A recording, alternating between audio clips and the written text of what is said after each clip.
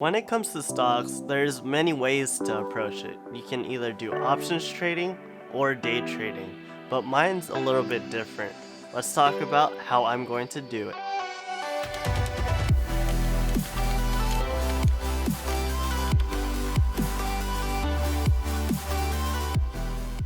What's up, you guys? My name is James Osias, and if you're new to this channel, expect affiliate marketing tips, tricks, and even Shopify tutorials, and sometimes it's a little bit different like this video.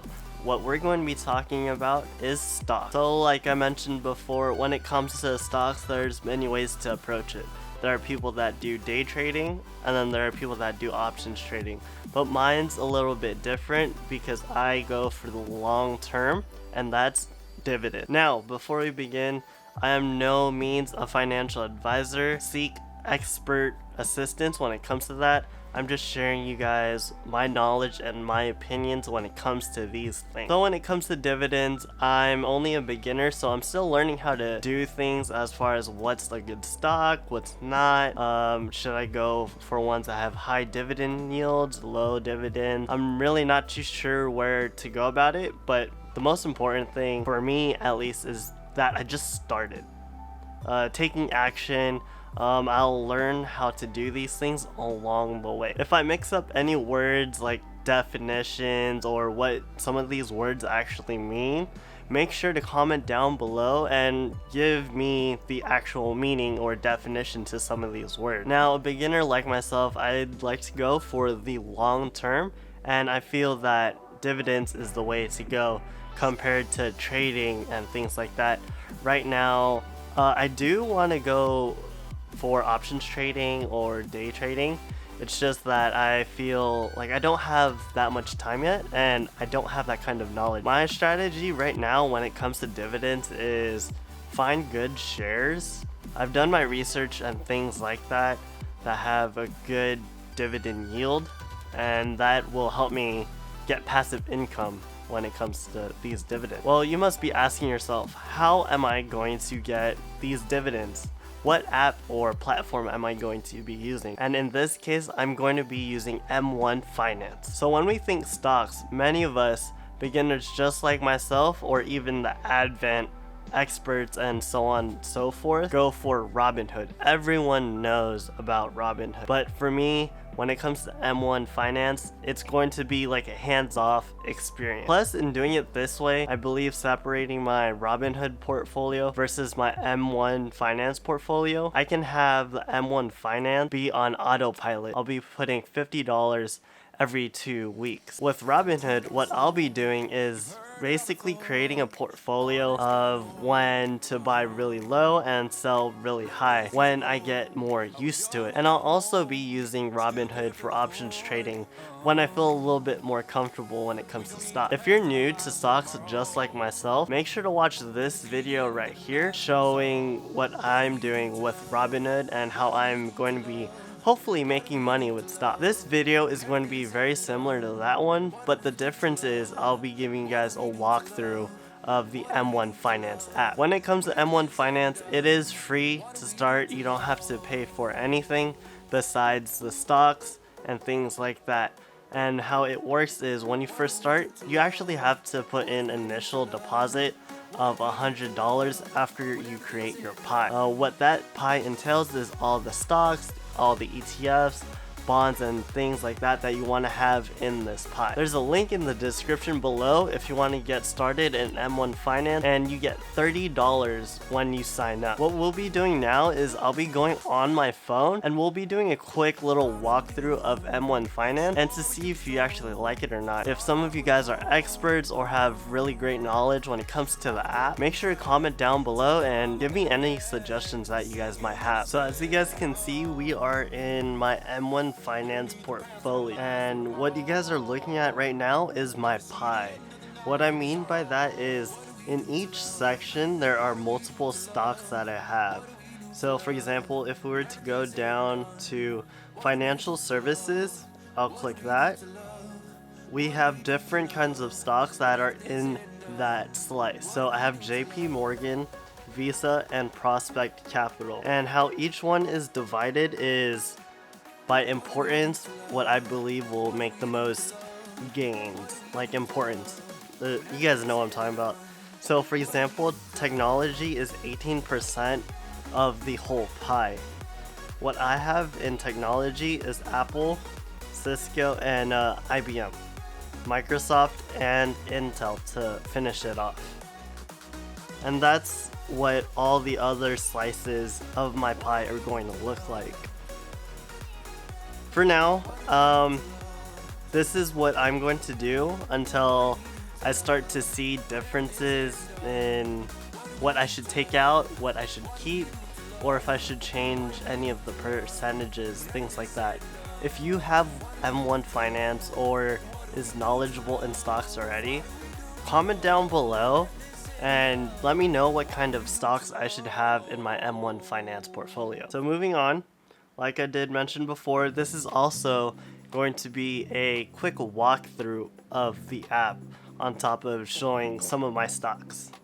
So if we were to move forward and go into the real estate section, I'll have realty income and AGNC. And then there's that, it shows the gains that I make or the loss. So if we were to click to realty income, it says here that I have 0.18926 shares, and then it costs 11.20, 59.18 for average share price. And then if we go down, what you're going to see is the market on where it's at for the price. And then what's cool is that it'll have like a news section for each one. So that's honestly cool in my opinion. You get to learn more about that specific stock in your pie. So we're gonna go back and then let's go to another one real quick. Energy. So for energy, I have Chevron, TC Energy, and China Petroleum. As you can see here, for China Petroleum, it's at 0 because when you start with M1 Finance, the only way to get started is if you put an initial deposit of $100 minimum so that you're able to get going with the pie, with your portfolio. And for this one, I didn't have enough. You need to have at least $1 in each stock of your pie. I was a little short, so next time when I do my auto invest into my portfolio, I should have enough money to put into this stock. Now moving forward, like I did mention, this is my pie. I'm still fairly new. Comment down below if I should take anything out or add anything. Or if you want to get started with M1 Finance, click down in the link below and you'll start with M1 Finance about having $30. You'll get $30 when you start using M1 Finance. So moving forward, we're gonna go on to the next section. I'm still fairly new, so if I get some things wrong, make sure and let me know down below in the comments. For this section is if you have M1 Plus. Unfortunately, I don't have it yet since I'm fairly new to this app, but I might get it down the road as I see a ton of value getting M1 Plus.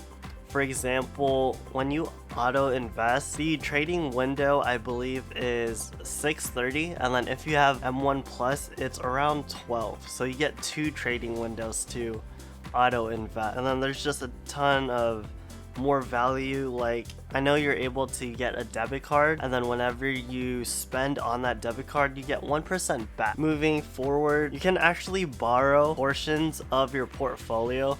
For example, if you have like an emergency, things like that, you get a percentage of that to use. And then you can also have direct deposit, and there's much more.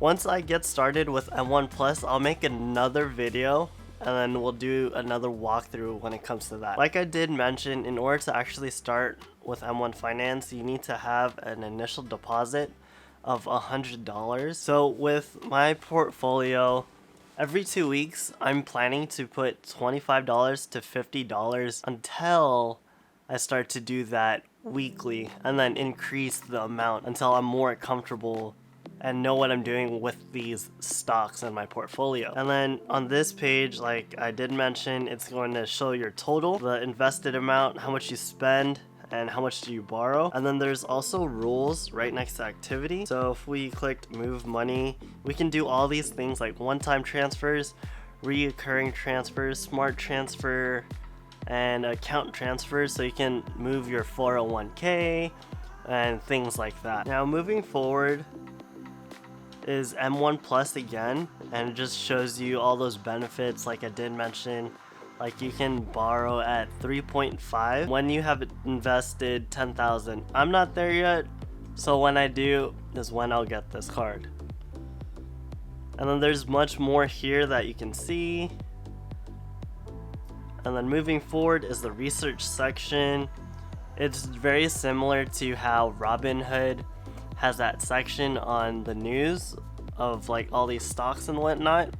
If you haven't watched that video, make sure to watch it down in the link in the description below. Moving forward, there's all of these news like I did mention from CNBC, Reuters, Fox Business, Invest, The Motley Fool, Guru Forces, and much more.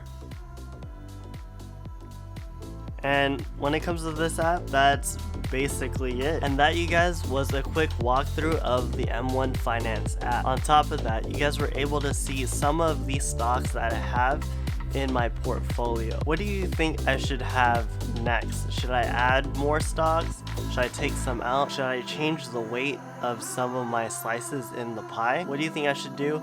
Comment down below. If you found this video useful or valuable, comment down below, hit that like and subscribe button for me as well. If you want to see more videos just like this one, comment on what I should talk about next when it comes to M1 Finance. Other than that, I'll catch you guys on the next one.